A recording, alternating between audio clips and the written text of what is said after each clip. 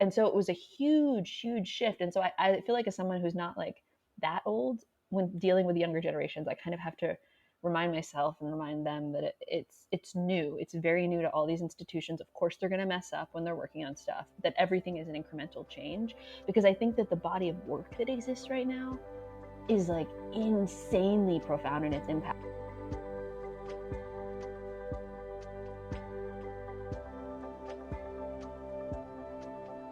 What is up, everybody? Welcome back to the Scene Podcast. I'm your host, Justin Borak, joined by my wonderful, beautiful, amazing producer and editor, KJ. KJ, again, is in the other room doing work, and there's a wall between us, and he can't come over and say hello into the microphone. But know that I wish he could, you wish he could, and he knows that we wish he was here. But today we had a wonderful interview. We were joined by Madeline Sayet, the brilliant playwright behind Where We Belong, one of my favorite one-person shows ever. And it was so much fun. As someone who is so afraid of writing, performing, watching one-person shows, it's so stressful to me to see someone have the confidence and the courage and the ability to go up there, to get to talk to someone who is I personally think, a true master at all of the above, at performing it, at writing it, at creating, producing, all of it. It was amazing to talk to her, and it was interesting to talk to someone who is so good at something that I think is maybe one of the scariest things in the theater industry. And if you feel the same way, I think you're going to really enjoy it. Also, if you just have enjoyed listening to really smart, wonderful creatives coming on the show, Madeline is a perfect person to listen to because that's exactly what she is. I cannot wait for you guys to hear this interview, and I'm going to stop talking so we can get right into it. KJ, let's keep going.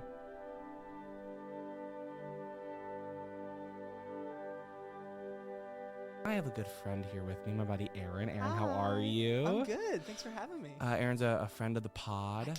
Always wanted to be called congratulations, a friend of the Scene pod. I am achieving Nirvana right now. That was the nicest thing anyone's ever said about me. Achieving Nirvana is crazy. That's awesome. Today our segment is four favorites. We don't have a sound effect yet for it, but I'm just gonna hit one. Oh, that was less. I loved that. That was anticlimactic. That was great. Just a little. Can we make like a little theme song real quick for? Yeah, do you want to? Four favorites, four favorites. Not one, not two, not three or five, but it's four favorites. That was really good. That was really good. Now I achieved Nirvana. There you go. That rocks. Four Favorites is a new segment that we're doing where we bring on a friend of the pod and we have them come on and we talk about their four favorite theatrical experiences. This is absolutely stolen from Letterboxd, and I'm very sorry, but I love the concept. It's not just movies that you, or it's not just, it's fully stolen from Letterboxd. It's not just plays or musicals that you saw. It can be things that you were in, things that you read, things that you experienced in any way, it's things that you helped produce, or things that you saw. It can be anything, just your four favorite theatrical experiences of your life. And tell us what the play was and a quick little like why it's in your top four. Are you ready? I think so. I think I'm raring. Okay, let's get into it. Which one's your first? So my first one is going to be the most recent of these four that I really did anything with. All right, chronological. Okay, yeah, we're going backwards in time. Okay, let's go backwards. So take me back. This one is Lovesick by John Cariani. It's so interesting you say Lovesick because I feel like when people think John Cariani, they think Almost Maine. But talk about Lovesick. So I did Almost Maine in high school. Great play. Senior year, great experience. Reason why it's like one of the most produced plays in the freaking world. It's people love Almost Maine for good reason. It's incredible. And I got to do the They Fell scene with my best friend Matt. So Shouts out to Matt. Shout out Matt. Claps for Matt. Claps for Matt. Claps for Matt. That was like one of our last experiences doing theater together in high school.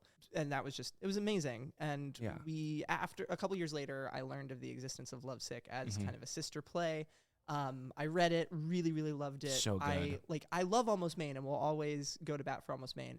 But Lovesick is just, to me, better. Lovesick is like Almost Maine's like grittier. It's darker. Cousin. Yes. You know what I mean? Yeah. Like I think I love both of them. I think both of them are like, and as a playwright who like writes vignette plays, like I idolize John Cariani, and I think like he's done such a good thing of like Almost Maine being this like perfect iteration for like what it is, and then like being able to dive into a little bit more of a grittier side. Totally. Yeah, which is very, very It's cool. a bit more grown up. Like specifically whenever people are looking for scenes at the drama bookshop, I'll recommend that and Almost Maine, but I'll always be like, I like Lovesick just a little bit more, just because it's a little darker, a little. It might touch. Yeah, it gets. Adult. I feel like it feels more adult. Exactly. Yeah, but not too much to the point where like high schoolers can't do it. No, 100%. I think it lives in that perfect like world where like I also think Almost Maine plays with like very like adult feelings too. I feel like it felt like John wrote Almost Maine in the evening and then wrote Lovesick at midnight. You know what I mean? Like that's the difference. That rocks. But yeah.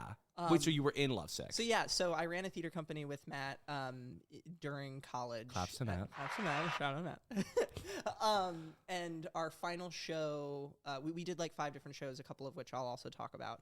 But our last one before we dissolved the company and moved to New York was Lovesick. Cool. And this was a production that was supposed to happen at Matt's college in our hometown. Shout out to University of Lynchburg. Claps for Claps for Lynchburg. University of Lynchburg. The fastest little clap.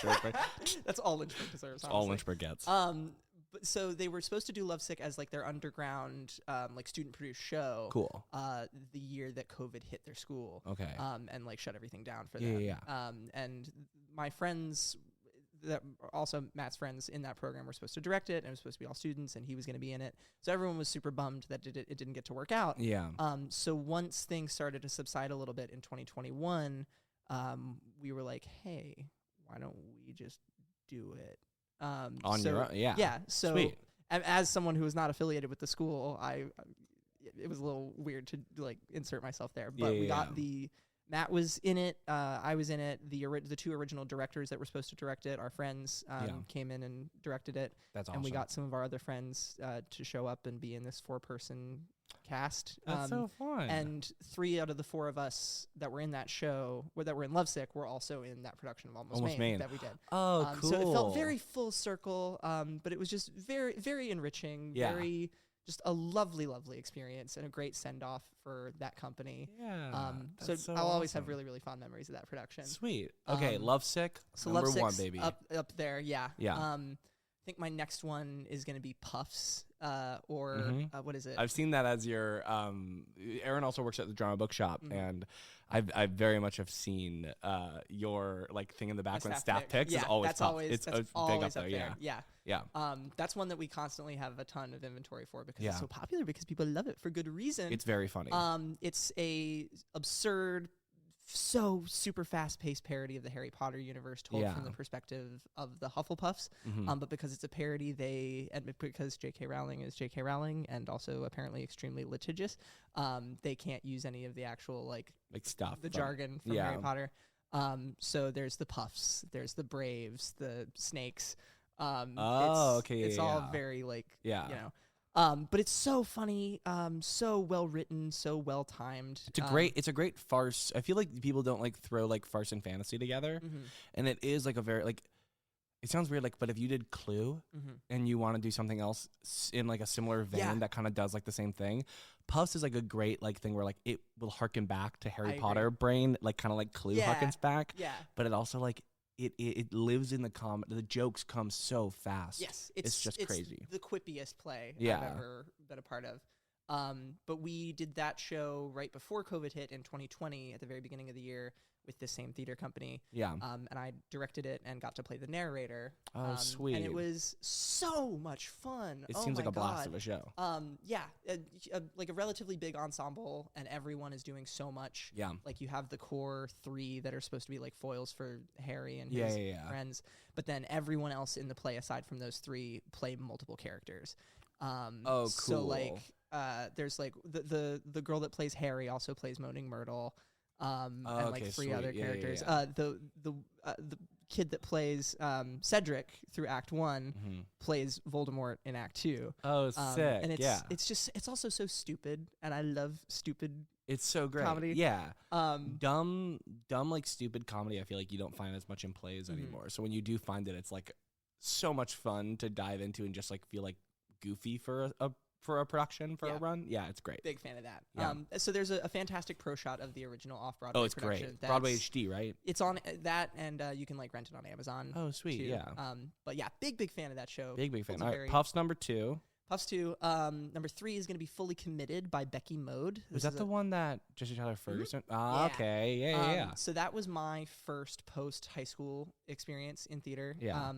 And that was kind of the preamble to developing the theater company. Yeah. As soon as I graduated from high school, I knew I wanted to do something just because Mhm. I was like, I don't know, I wanted to do something. Yeah. And I decided, I read the script, really loved it. I think this was around the time that the Jesse Tyler Ferguson revival was on Broadway. And I was like, I should do this. So I raised some money on Kickstarter and got some friends to help me build a set and run a light board and rent a theater. And we put it up and did it for like 2 days. And it was one of the more difficult things I've ever done. Yeah. The show, it's a one-person show. It's an insane show, right? It's nuts. He plays like the maitre d' or like the... So he plays, the one actor in the show plays 40 characters. Yeah. And the main character is Sam, who is the valet The slash valet. receptionist Okay. for this super upscale, swanky New York restaurant. Mhm. And then he also plays every single person that he talks to on the phone. Yeah. And that's all of these old ladies making reservations, the douchebag chef, the French maitre d', the receptionist, the hostess. Yeah. It's nuts. It is such a fun, again, fast-paced show that is an extreme like challenge for an actor, but also just as much fun to like read as it is to watch. Oh, I bet. Yeah. It's a big fan of that. I wish there was like a Yeah. pro shot or something of that. Of Jesse one. Tyler Ferguson's Yeah. production. I bet it was great. Yeah. Got to go to Oh, Lincoln Center and see if I That can is find such that. a good... Oh, yeah. Yeah. That is such a good play. I do know they've also done a revised version because Sam was originally written as a man, but I think they updated it a couple years ago to where anyone can play. Oh, that's him and all awesome. these characters, so they Yeah. made it even more accessible for anyone to do it, which feel is like how it finding- should be done. Yeah, I feel like so many theater companies are like putting one-person shows into their seasons Mhm. and stuff. Fully Committed is something that I haven't seen a ton of recently, and I Yeah. feel like it's bound to come back and run for a while. I hope you know so, what I mean? yeah. It just makes sense. That's yeah. one I'm going to try to like Yeah. push more. All right. Finally, fourth. this one I haven't really, I've sort of worked on, but my favorite play of all time, Mhm. it's never changed, has been The Flick by Annie Baker. That's why we get each other. Yep. That's it. There we go. Same brain, baby. Oh, Annie's the man. best. It was like the first play that I ever really like bought myself, and Yeah. like just because I was interested and just read it and just fell so deeply in love with her She's style of writing and brilliant. those characters. Yeah, it just floored me, and I think I was still in high school when I read it, and Yeah. at that point I had been working in a movie theater for like a good part of high school. Yeah. And then I stayed at movie theaters off and on in college until COVID hit and shut us down.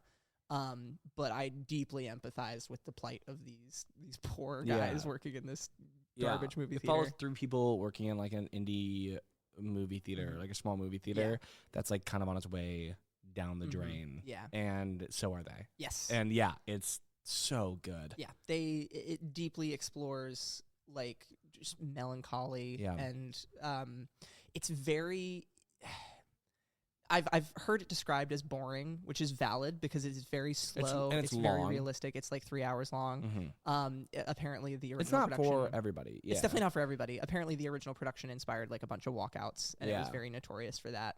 But still ended up winning the Pulitzer anyway. So, Mhm. but it just is so realistic. Yeah. And one of just the most like slow, quietest plays I've read that still manages to be deeply realistic and funny and engaging. And the only work I've done on it so far, I like took a directing class in college and did a scene from it for my project, and it was so much fun.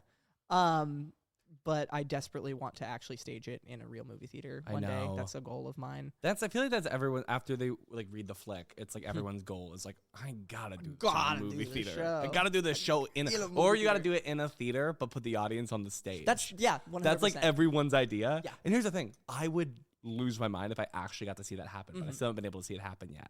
Fingers crossed. Also, like, I'm what do gonna you make it do happen. from a licensing standpoint? Like, do you sell the amount of tickets for the seats you can fit That's on a the good stage? point. Because if like you're doing it in a theater, if you're doing it in like a proscenium space, and you're putting the audience on the stage, because just for clearance, like the show's about this movie theater, but the whole play takes place in like the aisles and in between all the chairs. The fourth wall of the show is the screen of the movie theater. Screen of the movie theater. So if in my head, which I don't direct a lot, in my head, like you would put the audience on the stage and put the cast in the the theater. Yeah.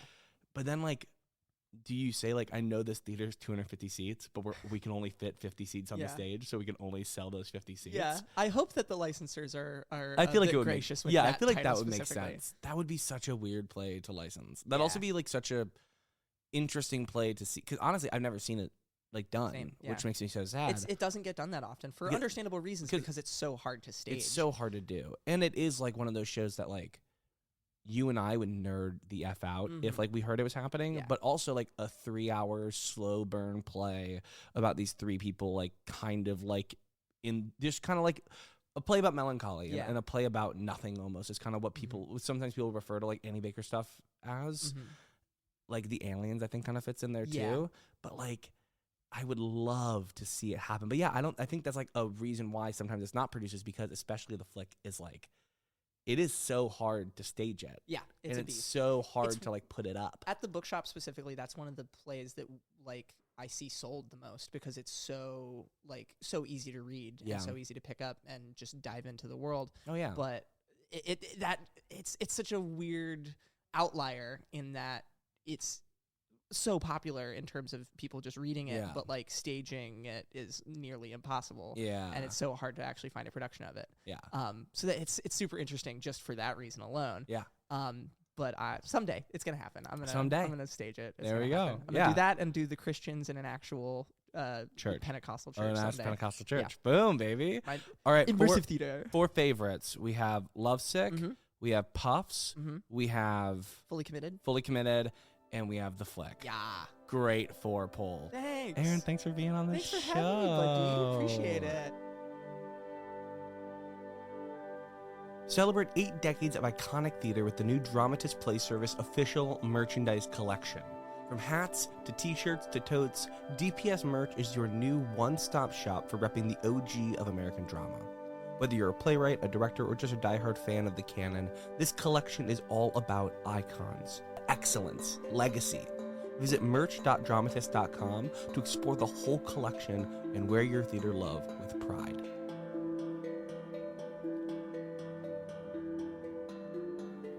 All right, I'm here with Madeline Sayet. Madeline is a member of the Mohegan tribe in Connecticut, where she was raised on a combination of traditional Mohegan stories and Shakespeare.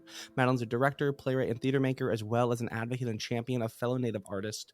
For her work, she's been named a Forbes 30 Under 30 in Hollywood and Entertainment, an NCAIED Native American 40 Under 40, a TED Fellow, an MIT Media Lab Directors Fellow, and a recipient of the White House Champion of Change Award from President Obama. Wild. Her hit one-woman show, Where We Belong, has been performed across the country many times by herself and beloved by so many audiences. I've read it numerous times, and I cannot wait to talk about that and everything else. We're so lucky to have her here. Madeline, how are you? I'm good, thank you. How are you doing? I'm doing so good. I'm so glad that you're here. The first time I read your play was like, I think like a year or 2 ago, and I loved every single piece of it. It's so brilliant, and I cannot wait to talk about it. But I want to start with like your beginnings. I always love to start these interviews with like where people start. The Scene podcast goes out to a ton of like high school educators and college educators and a lot of like young artists that love to know like where people kind of got their beginnings. You've spoken a lot about growing up as a member of the Mohegan tribe in Connecticut and being raised on a combination of traditional Mohegan stories and Shakespeare, like I said in that bio. Can you talk about a little bit about your upbringing, some of your earliest moments of becoming a storyteller? Sure, yes. My family founded the oldest Indian-owned and operated museum in the nation, the Tanaquidgeon Indian Museum. And so growing up, there was sort of this duality between, there was theater, like sort of as I thought of theater, which at the time was Western theater, because I didn't know until much later that we had Native theater. And then there was our traditional storytelling. And so it was very much a part of my life to sort of be involved in volunteering like the generations before me had, and sort of helping educate folks about our culture and about our nation. And my great uncle Harold Tanaquidgeon part of the reason they founded the museum was on this idea: it's hard to hate someone you know a lot about. Mm-hmm. So yeah, and so that was sort of a big part of how I thought about things, and I obviously had lots of experiences with my aunties and uncles telling me traditional stories up there, and also like teaching me how to sort of share our culture in this very formal way. While alongside that, I was also doing a lot of outdoor Shakespeare. Basically, my mom started taking me to see outdoor Shakespeare when I was like 6 or 7 years old. And right afterwards, my grandfather gave me a copy of the complete works. And so it sort of like very quickly just became a part of my fairy tale world, sort of like my Mm-hmm. understanding of the universe. Do you remember one of your first Shakespeare shows that you like watched or read that you were like, this is my thing, this is what I love? Yeah. Well, the thing is, the first time I saw it, I don't think it was like I thought it was my thing. It was like what happened was the very first production I remember distinctly was a production of the Comedy of Errors, and my mom had made like Okay. a really good snack, and then was like Okay. really impressed that I was able to explain it to the college students sitting next to us what was going on because they were confused. And so I Mhm. originally came back for the snack, Yeah, that not makes for the sense. Yeah. Shakespeare, because I was like 6. These great Yeah, snacks I at was this show, like, I gotta yeah, go. it was like this tuna macaroni salad. It was like, in a jar. It was for some reason it was just That's a great way to get into Shakespeare's yeah. good snacks. Yeah, and then I remember actually very distinctively there was this amazing puppet being used as Ariel in this production of The Tempest when I was like 7 or 8, and that was when I feel like I started to like kind of like wonder what was possible and sort of think about it a little bit more deeply. But yeah, when you're 6, you're not like, oh yes, how profound. You're like, How snack. beautiful this Well, production of Comedy of yeah, Errors yeah. is. Yeah. Especially like it's like also comedy of errors, which you're not going to be like, ah, oh, profound. Like it's like Yeah, this you is a don't hear many stupid people play. say the first show that got them into Shakespeare was Comedy of Errors, especially at 6. No. But snack makes a lot of sense. Yeah. Yeah. And my mom thought, "Ah, she must be a genius. She likes Shakespeare, right? 'Cause she's 6." And I Little was did like, she know. "Snack." Yeah. Yeah, you were coming back for the snacks. So you start out like being really like going to see these like outdoor Shakespeare productions and kind of like learning how to like talk about your traditions and educate people on your community and stuff. When did those things start to collide for you? Not till a long while later. I it wasn't until I was actually in college because honestly, for a long while, I had that sort of adolescent escapism thing going on where I was like, oh, there's the thing that I do to pretend not to be me. And then there's the thing that I do is the me that I can't escape. And it wasn't until college when I wasn't with my people and my nation that I started to actually sort of realize sort of, I guess, some of the misconceptions that other folks have about us. And I mean, Mhm. I had always been living surrounded by Mohegan. So it was never really a thing that I had experienced the way that my parents were always, my mom was always like, oh, you got to fight back against blah, blah, blah. And I was like always surrounded by Mohegan. So I wasn't thinking about it deeply in Mhm. terms of all of the red face and sort of the kind of systemic issues in terms of representation in theater and obviously, more wider policy issues until I got to college. And so when I was at NYU, I just remember thinking also because I think that I had come there sort of from my relationship between these two things, which, you know, um, even though Shakespeare is obviously written by a dead white guy, it comes from a period of time in which people still believed in more, and Mhm. there's a kind of more sort of openness to the universe. And suddenly, I'm in this world where like all the plays are like those like two angry people sitting on a couch yelling at each other plays, and I was like trying to Yeah. figure out like what was it I had gotten into this for. Like I can't remember. Like this doesn't mean something the same way it did then.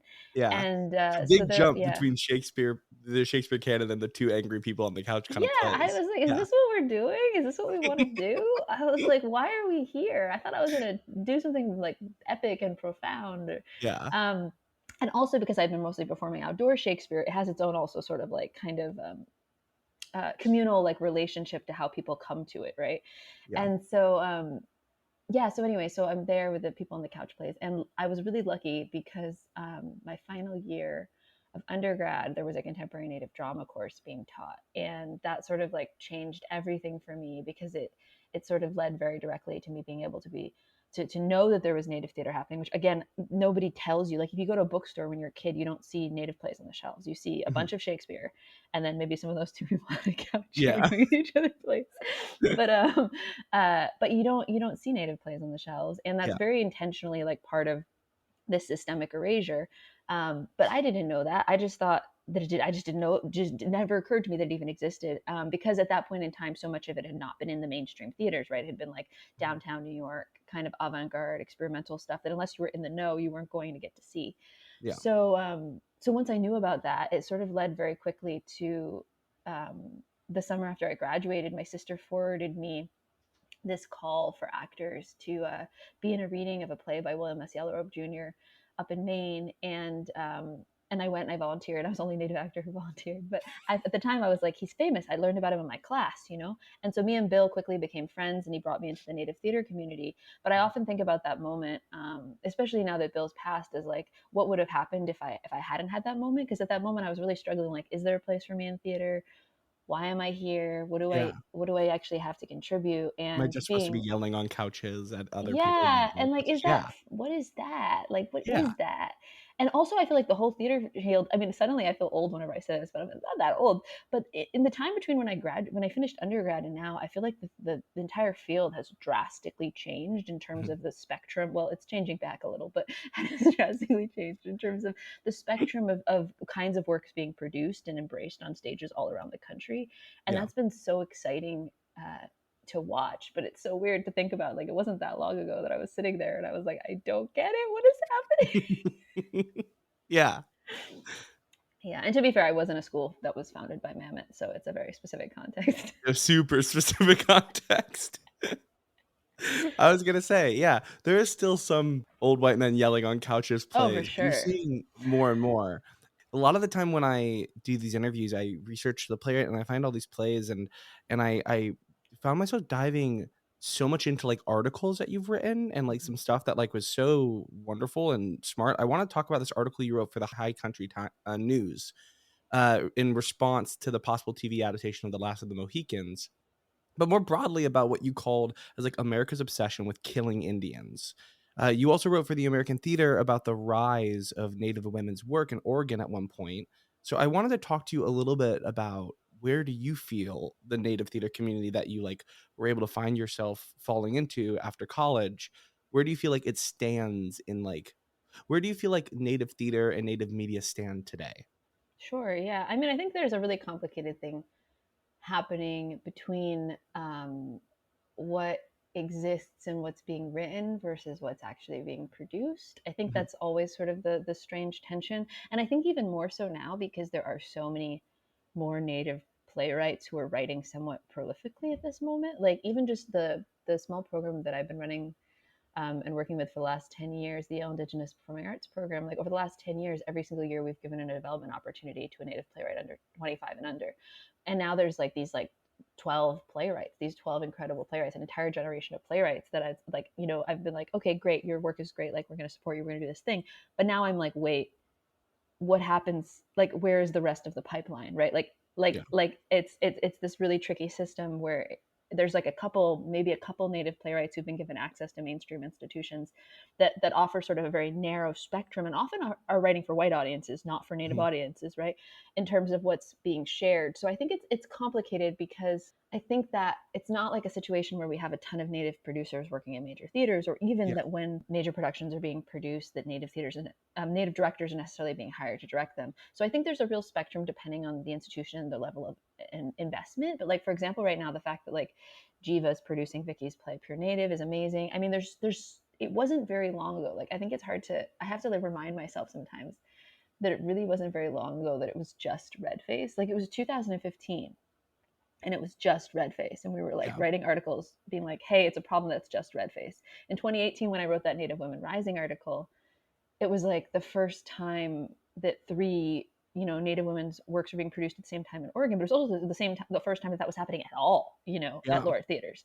And so it was a huge shift. And so I feel like, as someone who's not like that old, when dealing with younger generations, I kind of have to remind myself and remind them that it's new. It's very new to all these institutions. Of course, they're going to mess up when they're working on stuff, but that everything is an incremental change. Because I think that the body of work that exists right now is like insanely profound in its impact. Like, when I teach like contemporary native drama to students, the like variety, not only like in terms of native nations represented, but also aesthetically, that I'm able to include in the coursework that the students are just like gushing over, is Yeah. insane. But how many of those plays are actually being produced, I think, is where it gets really tricky. And I'm curious to see what happens the next few years in terms of whether that, with all of the sort of fiscal struggles institutions are undergoing, whether that taste for it is going to just like make sure, now that a lot of institutions have had a taste for it, is going to make sure that that continues to grow, or if people are going to if we're going to be in a different part of the cycle. Because it was really interesting, I think, with the tour of Where We Belong, to see, depending on where the institution sat in its relationship to Native theater, it also drastically shifted where the audiences were on their journey. I mean, like a lot of the theaters, it was incredible because it was the first Native play they were doing. But I remember when I went and saw, I had someone else performing it at OSF, so I could work on some other projects at the time. And when I went and saw it there and sat with the audience, because OSF, or because the Oregon Shakespeare Festival had been doing Native plays for several years before that moment, the ways in which they received the story was like built on this pre-existing knowledge that was just like so amazing to get to witness, to be like, oh right, like Yeah. this is what it would be like if they weren't like trying to understand from scratch when they went to see a play, like if this was a part of their vernacular. Mhm. Anyway, that was just so exciting. And I do think film is further ahead because of sort of some of the strides that, obviously, TV programs have had, but also that has to do with accessibility, I think, as well. And this understanding that, like, if you create a TV program, any age demographic, any group of people is watching it, Yeah. the people will find it. Whereas with theater, a lot of it gets catered still to a very specific demographic, and I think that gets very tricky when it comes to programming and which theaters are willing to program what, and how radical it can or can't be, or even just how youth oriented it can or can't be.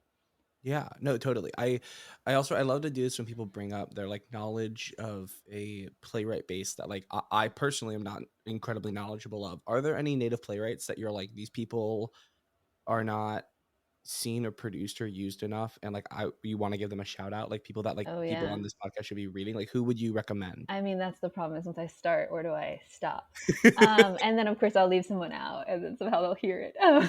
That's so true. No, that's so fair. But I think one of the most sort of uh, under known in the lower 48, as the Alaska folks like to call it, of our native playwrights is Vera Starbard, who's also a TV writer, Mhm. and incredibly talented, but produced regularly up in Alaska, but not really produced yet in the lower, quote unquote, I don't know why I'm turning to Alaska, the lower 48.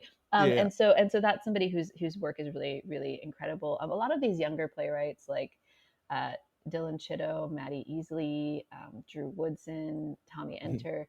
Um, there's really an incredible wealth of material that's coming from the next generation that I think is really exciting. Like when you read a play and you're like, oh, this is building off of what we did before. It's like we read Mary Yeah. Catherine Nagel and we saw what she was doing, and this playwright like picked up where she was and is like building on it. I was like, that to me is like really exciting. Yeah. Um, I mean, Frank Katas, there's, I mean, Marissa Carr. There's just, I mean, There's so I'm many not the names. No, right I person. know. I'm not the right person to ask this question to, No, so it's I'll just totally keep fine. going. I think it's good to toss some names out there just so our listeners and stuff can start getting acclimated with the canon of native playwrights out there. Yeah. Yeah. Because there really is one for every kind of genre, too, is the other thing. I think people assume, 100%. like, oh, we've only seen a native play that's history, so that must be what it is. It's like, no, there's like crazy indigenous futurist plays, there's coming of age stories, I mean, there's really everything. I want to talk about the thing that probably everyone's thinking about. I want to talk about Where We Belong. Is this brilliant one person play that you created about a native Mohegan woman traveling to England to pursue a degree in Shakespeare. I wonder where you got that idea from. It kind of defeats the purpose of my first question, but I do want to know, where did the idea of this becoming a one woman show come from, and what was its like inception to production? Like what was that journey like, and eventually to a national tour produced by Woolly Mammoth? Yeah, wild and not predicted. Yeah. Yeah, so originally I had just moved back from the UK in early in 2018, and I actually hadn't quit my PhD yet. Oh, Mhm. spoilers. But uh, but I was having trouble in that, like, I had been traveling uh, from nation to nation to nation, not actually just at the time between the UK and the States, but in the more Mhm. recent version of the script, that's sort of how it gets depicted. But I had been traveling between places, and it was the first time I came home to Mohegan, and my feet didn't feel like they rooted quite right to the earth. And it was this really strange sensation because, like, that had always been the thing that grounded me. Like, it would be, I'd come home and suddenly everything would feel like not necessarily always right or good, but like there was that depth of connection. Like my feet just extended all the way down to my ancestors. And this unrootedness was like a really jarring feeling. So I was trying to figure out what it meant. And I was thinking about it through the fact that my Mohegan name means blackbird, and what it means to shift from the Mohegan means wolf people, what it means to shift from being a wolf person to a bird, and what is that journey to be up there. Mm-hmm. And it wasn't like a metaphor. I think that's a tricky thing when it comes to sometimes understanding some of these philosophies or ideologies. Like, me being a bird wasn't a metaphor. It was actually that I was stuck in the sky and I couldn't come down. Like, it was actually the way that I was inhabiting that sort of Yeah. transition. And and I tried to process it through understanding the journeys of my ancestors who had to go to the UK, who also couldn't come home. Mm-hmm. And I wanted to know what that meant, because it was a really weird moment to be coming home. It was Trump had just been elected the first time, and I was moving back to a nation that didn't have socialized healthcare after having been over there the couple years before. I mean, there were some things where I was like, actually, certain values that were simple, even though they were in England, they were in some ways more indigenous in terms of how they cared for the community. So Yeah. I was just trying to process everything. And so when I originally wrote the first draft, it was just this 20-minute sharing at Dixon Place that really wasn't supposed to be a play. It was it was really kind of like a confessional of the fact that I was stuck up there, and I didn't know what it meant. And this wasn't something you admit as a Native person, that you suddenly feel unrooted or disconnected. Mm-hmm. And so it was really pretty tragic. And I shared it with this small group of like family friends in the pub at Dixon Place, and it really connected with people in weird ways. So I actually decided I would send it to, because I was curious what they would think about it. I was like, well, what would England think about this? What sort of I'm working out here. And so there was Yeah. a women writers festival of some kind at the Arcola, and I just submitted it, and then it got accepted. And then they were like, "Do you know any Mohegan performers who could perform this?" And I was like, "No, in London." And I was like, "No, this is the this is the point." So, No, not really. if I had known a bunch, I would have been not sad and alone. Yeah, Um, this play wouldn't exist if that question was yeah, easy to exactly. answer. Yeah. But they connected me to this Indigenous performing arts festival there, because they were they sent it to this Indigenous performing arts festival in London, Border Crossings Origins festivals, because they were trying to find a Native actor for it, and they Mm-hmm. thought they would have partnerships, which then led somehow through a strange and miraculous journey toward it just being done at the Globe. And I was like, cool. That was a surprising thing. Like, I A wrote the wild thing, turn. a Yeah. wild turn. And also, you never write something. I mean, I hadn't really been much of a playwright at that point. I'd been only doing Yeah. like adaptations, but you don't usually write something and then it's like, and in a few months you'll be doing it at Shakespeare's Globe. It's usually like there's a bunch of Crazy. drafts. There's a bunch yeah. So anyway, so You skipped a couple rungs on the ladder. You yeah, went straight to the globe. terrifying. Yeah. Yeah. And also like very funny, right? Because it was like I was supposed to be doing my PhD, and instead I dropped out, and I'm writing a play, and I'm talking about why I dropped out of my PhD at Shakespeare's Globe. It's like, Yeah. what did this happen? And then someone was like, you should just get the doctorate for having done the play at the Globe. And I was like, that's yeah. I mean, maybe there's a program that would let me do that. Yeah. But anyway, so then once it was there, naturally, due to the nature of Anglophilia in America, everyone was like, oh, would you be willing to do it again? And at the time, like, the joke story that's actually not a joke, because it's 100% true, that Mayan likes to tell, is because I had asked May and Tio to direct it, because you know, they were someone who at the time, I honestly, 90% of what I needed in a director was someone who would keep me from running away, Yeah. because everything in my body was saying, run away, do not share private information on a public stage in Mm-hmm. London. That seems like a terrible idea, right? And I got Yeah. stomach ulcers when I was doing it. It was like not a good time, because it was Oh just like I had God. never done something like that before. I was like, Well, let yeah, me going from like a small performance for like your friends and family and people to like yeah. somehow shifting to be like, hey, you're gonna do this at Shakespeare's Globe. It's gonna be totally fine. I feel like Oh most no, it people would was. get stomach ulcers from that. So I want you to go more into this like jump from Dixon Place to the Old Globe. What was that Yeah. like? What was the process like? Yeah, so Shakespeare's Globe. So first of all, basically the trajectory was very weird. It was like there was one reading at Playwrights Horizons, where then that was when I brought Man in, and I sat on a stool weirdly on the set Oh of yeah. the Thanksgiving play and did this like reading of Where We Belong. Um, very strange. But yeah, so that was sort of like this thing of like, okay, what is it? What is it that I'm sharing? What does it mean to share it with people? But honestly, but yeah, I had brought me in at that point because they had a lot of national experience, international experience, and I thought that they would help me sort of think about the sort of international relationship to this question, but also yeah, I just really Yeah. was gonna run away and cry. So yeah, so basically I mean I didn't Yeah. expect it to be a play ever. Like I thought it was like, okay, this is something personal that I'm sharing. And also I have this very potentially unhealthy relationship to like, if the ancestors are leading me to do X, Y, or Z, that means I have no choice, right? It's like actually my mom's like, you need to stop blaming the ancestors for your bad decision making. But I'm Yeah. always like, this is the path, and therefore here I am on the path. Like they say we're gonna do this in the globe, we're doing it in the globe. Like here we go. But like everything in my body was like, this is a terrible idea. so so I hadn't performed in like a decade. Like it's not like I was out there doing other plays. Like I was directing, like just directing. And so my whole body was like, you do not contain emotions. You must shut them down and not die, right? So yeah, so anyway, so yeah, so we did that reading and then it was like okay. And then it was like the structure of the rehearsal process too was like I had just opened a show in South Dakota and then I flew there and basically like learned it in like a Mhm. day and a half. It was a very fast and furious kind of process. But when we did it there, what was interesting that was really profound was I was scared of like saying anything that questioned Shakespeare in that space. And in, you know, when was it? 2019, that hadn't happened that often that people were having those conversations. I mean, like a lot of the conversations that we're having now that we've been having since 2019 and for 6 years now, right? Yeah. Were very new then to be sort of talking about Shakespeare's relationship to race and colonialism wasn't as common to do Mhm. someplace like on the globe stage.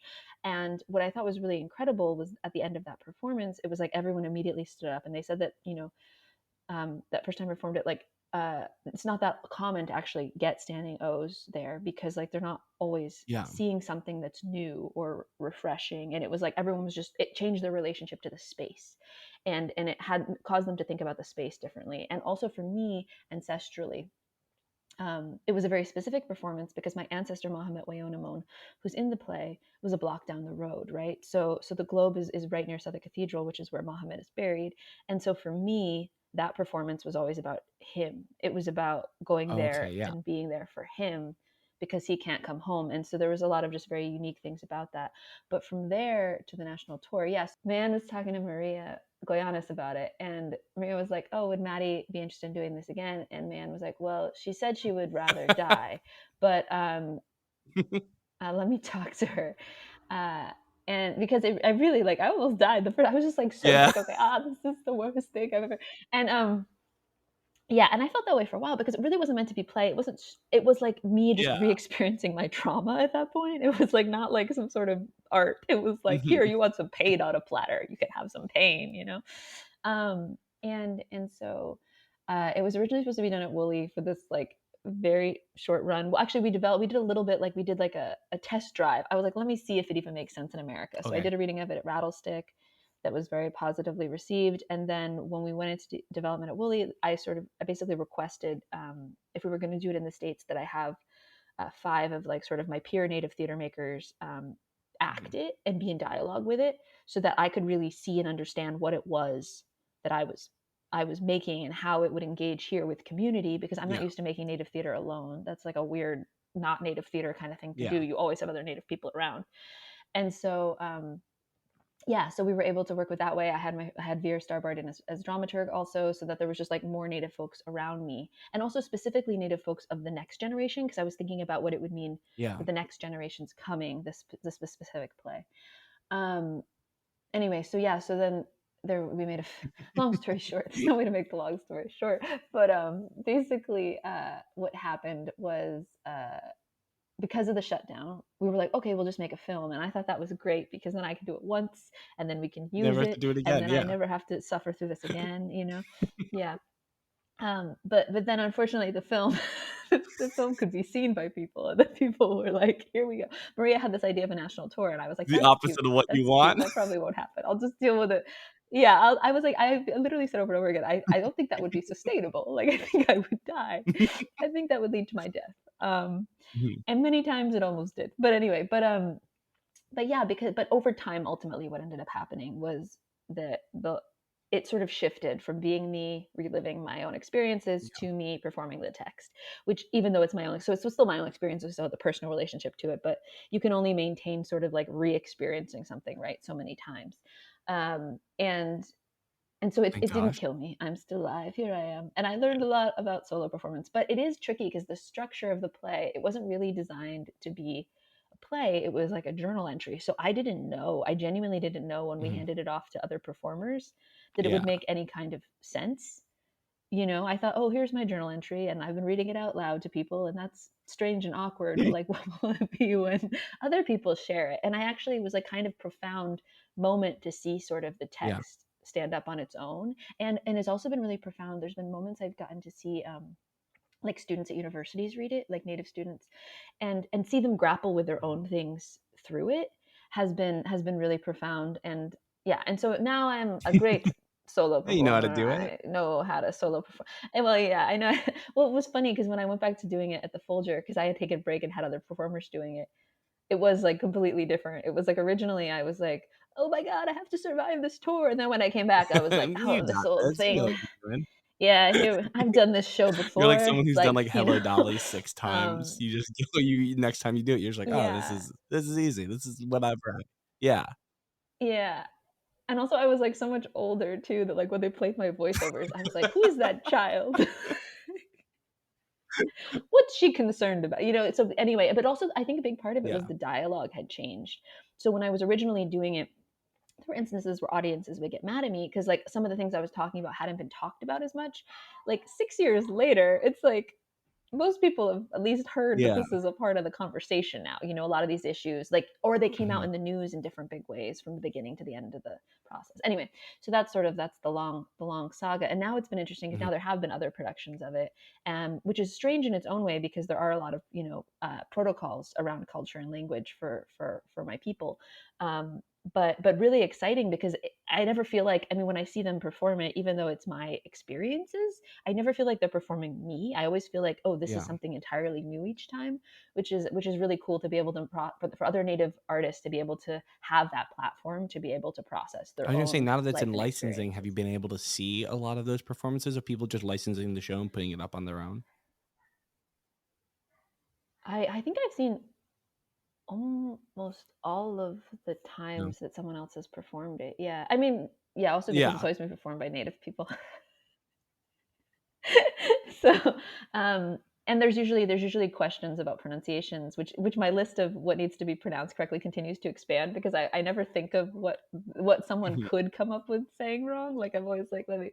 But yeah, no, it's been really interesting to watch because I think there's been Cool. more readings than productions at this juncture, but it's been really cool getting to see like both some of my favorite Native actors perform it, but also see some students who are just like, I want to perform this, which Yeah, is also that's just like awesome. very cool. I also want to talk about, so Where We Belong. Yeah. It deeply explores language, from the reverence of Hmm. like Shakespearean text to the language erasure experienced by the Mohegan people. You also reflect a lot on like Yeah. native Shakespeare productions throughout your life in the play. After going through the Hmm. process and the journey and almost dying 1,000 times, what has your relationship with these? How is your language relationship? How has your relationship with these languages like evolved? Like, yeah, what is that? Yeah, sure. Yeah. So I think, I mean, also part of that has to do with just timeline. The writing and existence of Where We Belong was on a particular timeline in terms of the Mhm. revitalization of the Mohegan language that has come like quite a long way Yeah, since the writing of Where We Belong. So a lot of like what's used in the text is what we now sort of refer to as like Old Mohegan because it was before like the most recent incarnation of the language reclamation project. And so now we have immersion yeah, courses and things like that at Mohegan, which is like super fantastic and kind of a transformational element when it pertains to that. And then in addition to that, I think the last time I did Where We Belong, and I was just double checking to make sure I still remembered the whole thing. I started laughing because I was like standing in my office at ASU in the Arizona Center for Medieval and Renaissance Studies, and I got to the section where like I had quit my PhD, and I was like, "This is hilarious!" It's like you quit your PhD, and yet here you are, a Shakespeare professor. Like, what is the logic of the universe? And so I do still engage with both. I do think one of the tricky things is that for some reason I've been offered less. I mean, not for some reason. I think I know why. But basically, since the tour, I've been asked to direct a lot less Shakespeare. I think there's some sort of like interpretation that I am. False interpretation that I am like anti Shakespeare or something, even though I did a play sort of yeah, grappling with my love of Shakespeare. I think that there's because there is this sort of acknowledgement of the critique of it in relationship to colonialism, I haven't been getting offered to, Yeah. because before I was directing a lot of Shakespeare, and I turned down like 5 Shakespeare productions to do the tour, and then those offers just never quite circled back. So it's very complicated. Yeah. Well, that kind of goes into like my kind of last question. Well, what is your relationship with Shakespeare kind of now, having gone through this whole process? Because I mean, when I read it, I clearly saw someone who was deeply in love with Shakespeare and grappling with their relationship with the canon and their relationship with their own language and their own people. So yeah, what after all of this, now teaching Shakespeare on a regular basis and having written this play that revolves so much around his text as well as the text of your people and your community. Um, what would you say your relationship with Shakespeare is? How do you just going to see a Shakespeare play? Like, is there a difference now, or is there any different feelings or anything? No, I mean, yeah, I mean, I have always kind of, I mean, I think that there was definitely a phase during during the sort of theater shutdown. I think after the murder of George Floyd, where I had around the time I wrote like certain articles, where I was getting very frustrated with the sort of uh, prolific anti-racist statements coming from Shakespeare institutions, while they were also Yeah, claiming universalism at the same time.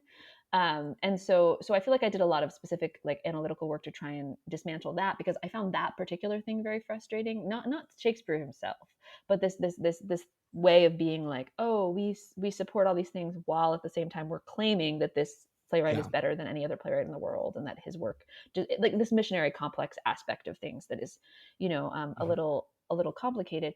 That being said, I mean, I still love Shakespeare's text. I love working on them with students. I love interpreting them as a director. Um, I mean, I think that they're beautiful and profound. Like, are yeah, they sexist and racist? Absolutely. They're 400 years old. Like, we know that. Like, it's about how we engage with them thoughtfully for the moment in time. And I think the fact that we got to a point societally where we actually started talking about that actually is a huge breaking point. Because one of the things I always say is a classic is only a classic as long as it's relevant. But sometimes it takes a very long time for something that seems very obvious to be in dialogue with analytically and critique to actually change, just like it takes laws very long to change, and sometimes they change back.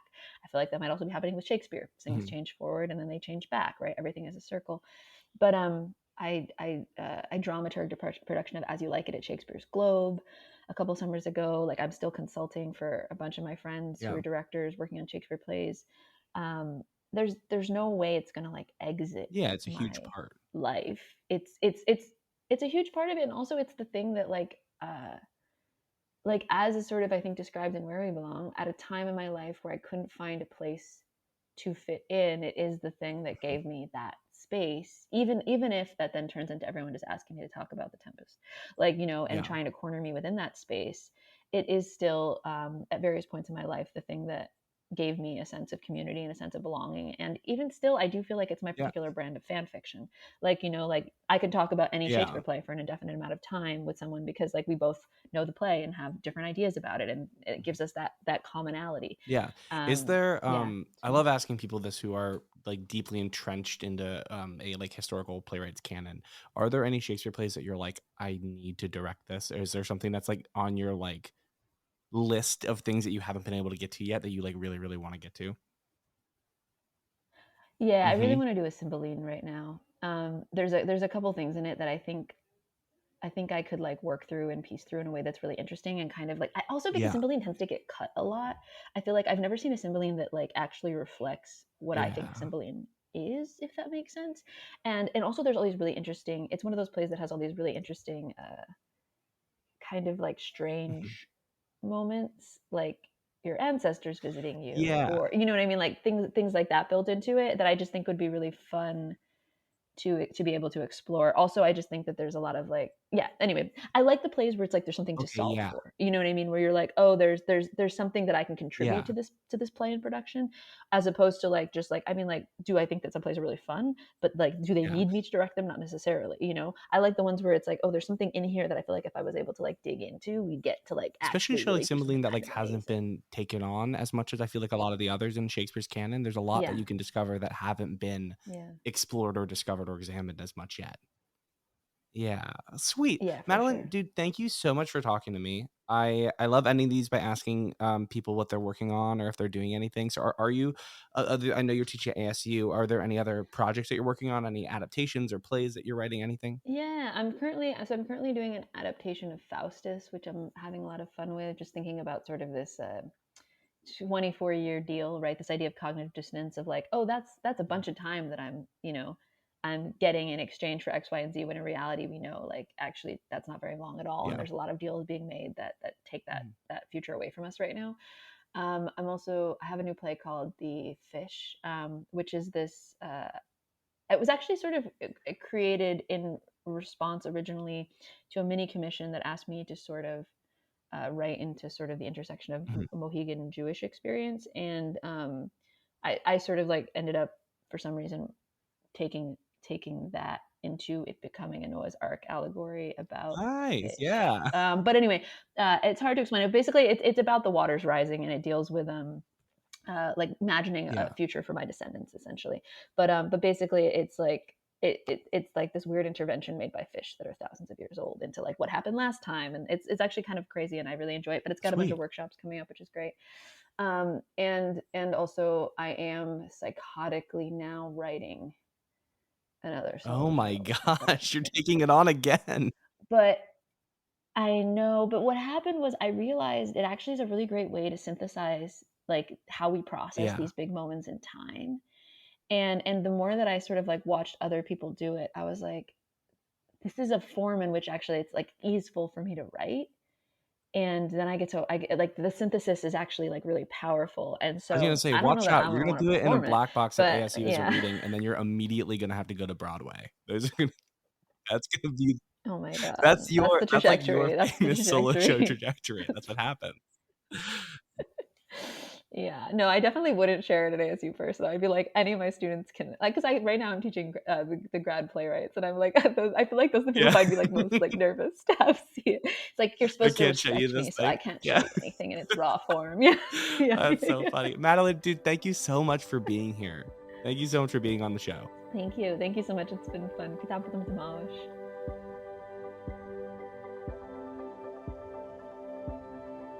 And that's our show. Oh my gosh, I cannot thank Madeline enough for being here. Go check out all of Madeline's stuff. It's absolutely wonderful. Follow along with their career, everything. Go support them.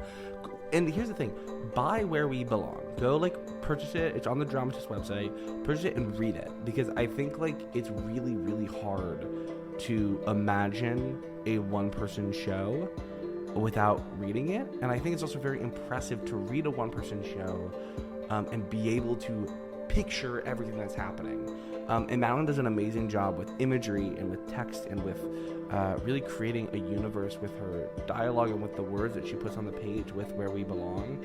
It's transcendent, and it's really, truly one of the greatest one-person shows I think I've ever been able to read and see and talk about. So if you're interested in that kind of thing at all, do not hesitate. Go check out Where We Belong. It's wonderful. It truly is.